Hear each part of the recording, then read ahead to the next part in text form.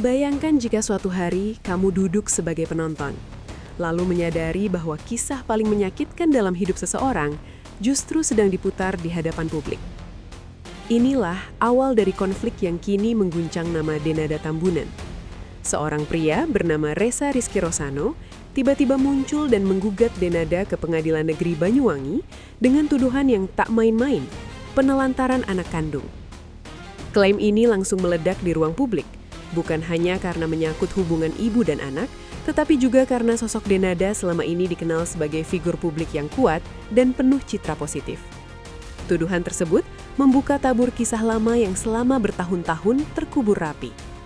Publik dibuat terdiam saat Ressa mengaku dirinya adalah anak biologis Denada yang selama hidupnya tak pernah diakui. Dari sinilah cerita ini berubah menjadi lebih dari sekedar perkara hukum. Ini adalah kisah tentang luka, tentang identitas yang hilang, dan tentang keberanian membuka masa lalu yang pahit. Ketegangan semakin terasa ketika satu nama besar masuk ke pusaran konflik ini, Hotman Paris, pengacara kondang yang kehadirannya selalu menandai bahwa sebuah kasus tak akan berjalan biasa-biasa saja. Sejak saat itu, konflik Denada dan Ressa tak lagi sunyi, melainkan berubah menjadi sorotan nasional yang penuh tekanan. Bukan sekedar rumor atau gosip media sosial, konflik ini sudah resmi tercatat dalam dokumen hukum negara. Gugatan perdata atas nama Ressa Rizky Rosano tercatat di Pengadilan Negeri Banyuwangi dengan nomor perkara 288 sejak 26 November 2025. Fakta ini langsung mengubah arah perbincangan publik. Apa yang awalnya dianggap isu pribadi, kini menjadi perkara hukum yang serius.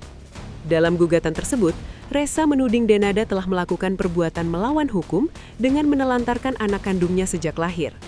Tuduhan ini mengguncang citra Denada sebagai figur publik.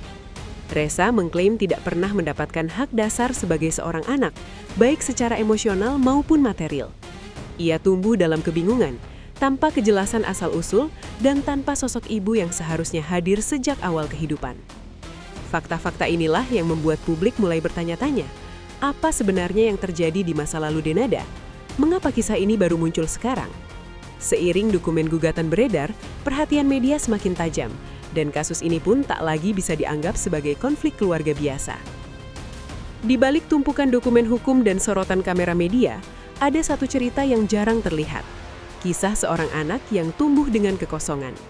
Ressa Rizky Rosano bukan hanya datang membawa gugatan, tetapi juga membawa luka batin yang dipendam sejak kecil.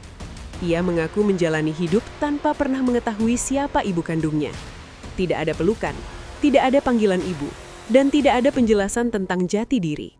Ketika akhirnya mengetahui bahwa Denada adalah perempuan yang melahirkannya, perasaan yang muncul justru campur aduk antara harapan dan kekecewaan. Ressa merasa hidupnya seakan diputar ulang, namun tanpa akhir yang jelas. Ia menyebut selama ini hanya ingin kejujuran dan pengakuan, bukan sensasi atau perhatian publik. Namun karena pintu komunikasi tak pernah terbuka, jalur hukum dipilih sebagai jalan terakhir. Keputusan ini bukan tanpa risiko, karena ia harus berhadapan dengan figur publik besar dan tekanan opini masyarakat. Namun bagi Ressa, lebih baik menanggung resiko besar daripada terus hidup dalam ketidakpastian identitas. Seiring bergulirnya proses hukum, Pengadilan Negeri Banyuwangi sempat mencoba membuka jalan damai melalui sidang mediasi. Langkah ini sebenarnya menjadi harapan terakhir agar konflik antara Ressa Rizky Rosano dan Denada bisa diselesaikan tanpa harus berlanjut ke persidangan panjang. Namun harapan itu pupus. Sidang mediasi yang dijadwalkan justru berakhir tanpa hasil karena Denada disebut tidak menghadiri panggilan pengadilan. Ketidakhadiran ini langsung memantik berbagai spekulasi di ruang publik. Ada yang menilai Denada sengaja menghindar. Ada pula yang beranggapan ia masih belum siap secara mental menghadapi kenyataan pahit ini. Apapun alasannya, kegagalan mediasi membuat perkara ini resmi melaju ke tahap persidangan. Sejak saat itu, status konflik ini berubah drastis. Dari yang awalnya disebut sebagai urusan keluarga, kini masuk ke wilayah hukum terbuka yang bisa disaksikan publik. Media mulai membongkar detail demi detail, dan tekanan terhadap kedua belah pihak semakin kuat. Bagi Ressa, kegagalan mediasi mempertegas bahwa jalur damai sulit tercapai tanpa campur tangan hukum. Sementara bagi Denada, absennya dalam mediasi justru memperbesar sorotan dan pertanyaan publik. Situasi inilah yang kemudian membuka pintu masuk bagi figur besar yang tak pernah absen dari kasus panas, Hotman Paris. Di tengah konflik yang mulai memanas, publik dikejutkan dengan pernyataan Hotman Paris Hutapea. Pengacara kondang yang dikenal berani dan vokal ini secara terbuka menyatakan siap menjadi kuasa hukum Ressa Rizky Rosano. Yang membuat pernyataan ini semakin mengejutkan, Hotman menegaskan bahwa ia bersedia membela Ressa secara gratis. Bagi banyak orang, langkah ini bukan keputusan biasa. Hotman Paris dikenal selektif dan jarang mengambil perkara tanpa pertimbangan matang. Kehadirannya langsung mengubah peta kekuatan dalam kasus ini. Media sosial meledak, pemberitaan semakin masif, dan tekanan terhadap Denada pun meningkat tajam. Hotman menyebut dirinya masih mempelajari laporan yang diajukan Ressa ke kepolisian dan belum membuka detail strategi hukum yang akan digunakan. Namun ia menegaskan satu hal penting, bahwa hak seorang anak adalah sesuatu yang tidak bisa diabaikan. Menurut Hotman, kasus ini bukan hanya soal hukum, tetapi juga soal kemanusiaan. Pernyataan tersebut langsung membentuk opini publik bahwa perkara ini tidak akan berjalan ringan. Dengan pengalaman dan reputasi Hotman Paris, sidang mendatang dipastikan akan berlangsung panas dan penuh sorotan. Sejak saat itu, konflik Denada dan Ressa resmi naik kelas. Dalam beberapa pernyataannya kepada media, Hotman Paris menjelaskan bahwa keputusannya membela Ressa bukan didasari sensasi, melainkan pertimbangan moral. Ia menilai kasus ini menyentuh aspek paling mendasar dalam kehidupan manusia, yaitu hubungan ibu dan anak. Menurut Hotman, jika benar seorang anak tidak mendapatkan hak-haknya sejak lahir, maka negara wajib hadir melalui jalur hukum. Meski demikian, Hotman juga tidak menutup pintu perdamaian. Ia menyebut bahwa dirinya terbuka jika nantinya ada peluang penyelesaian secara bijak dan damai.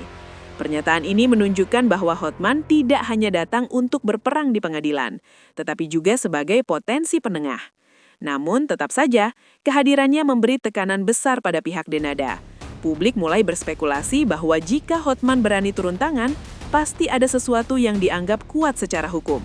Di sisi lain, Hotman juga menegaskan bahwa ia belum menarik kesimpulan akhir sebelum semua bukti dipelajari. Sikap ini membuat publik semakin penasaran. Langkah apa yang akan diambil Hotman selanjutnya? Yang jelas, sejak Hotman Paris menyatakan siap pasang badan, konflik ini tak lagi bisa dianggap sederhana atau sepele. Meski Denada belum memberikan pernyataan langsung ke publik, beredar kabar bahwa dirinya bereaksi keras atas langkah Hotman Paris. Sumber terdekat menyebut Denada merasa terpukul, tertekan, dan emosinya terguncang. Bagi Denada, keterlibatan Hotman Paris dianggap sebagai eskalasi konflik yang terlalu jauh. Masalah yang menurutnya bersifat pribadi dan keluarga, kini berubah menjadi konsumsi publik nasional. Tekanan mental pun disebut semakin berat, mengingat masa lalu yang kembali diungkit tanpa ampun. Denada dikabarkan merasa disudutkan oleh opini publik yang mulai terbentuk seiring munculnya Hotman Paris.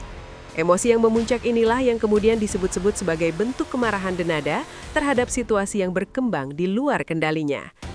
Namun di sisi lain, publik juga menilai bahwa diamnya Denada justru membuka ruang spekulasi lebih luas. Setiap langkah yang diambil atau tidak diambil selalu ditafsirkan bermacam-macam. Kondisi ini membuat posisi Denada semakin sulit, baik secara hukum maupun emosional.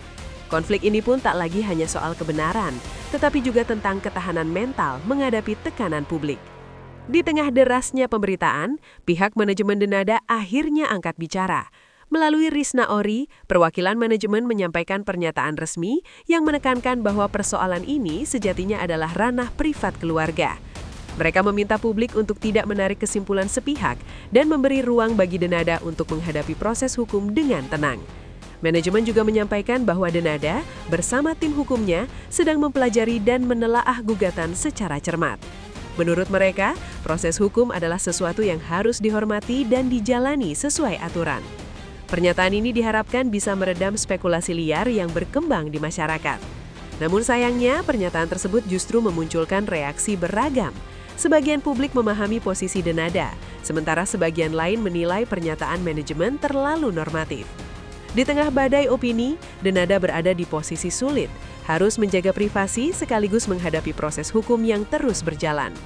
Situasi ini menunjukkan betapa rumitnya konflik keluarga ketika sudah masuk ke ranah hukum dan sorotan publik.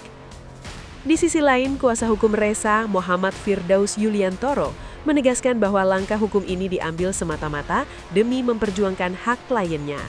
Ia menyebut bahwa sejak dilahirkan hingga dewasa, Ressa tidak mendapatkan hak-haknya sebagai seorang anak. Oleh karena itu, gugatan ini dianggap sebagai bentuk perjuangan terakhir untuk mendapatkan kejelasan status dan pertanggungjawaban. Firdaus juga menegaskan bahwa kliennya tidak memiliki niat menjatuhkan atau mempermalukan Denada. Yang diinginkan hanyalah keadilan dan pengakuan. Dengan bergabungnya Hotman Paris, tim hukum Ressa semakin yakin bahwa proses ini akan berjalan transparan dan objektif. Namun mereka juga menyadari bahwa tekanan publik dan emosi akan terus mengiringi jalannya persidangan. Bagi Ressa, dukungan hukum yang kuat menjadi sandaran untuk menghadapi tekanan besar. Ia berharap, apapun hasilnya nanti, kebenaran bisa terungkap dan hidupnya tidak lagi dibayangi ketidakpastian. Kini, publik hanya bisa menunggu. Dengan Hotman Paris di barisan Ressa dan Denada yang tengah menyiapkan strategi hukumnya sendiri, arah konflik ini masih terbuka lebar. Apakah kasus ini akan berujung damai melalui kesepakatan bijak, atau justru berubah menjadi perseteruan hukum panjang yang menguras emosi dan energi semua pihak? Satu hal yang pasti, konflik ini telah membuka diskusi besar tentang hak anak, tanggung jawab orang tua, dan batas antara privasi dan kepentingan publik. Apapun hasil persidangan nanti, kasus ini akan meninggalkan jejak panjang dalam kehidupan semua pihak yang terlibat. Publik pun diingatkan bahwa di balik berita viral, ada manusia dengan luka dan beban masing-masing.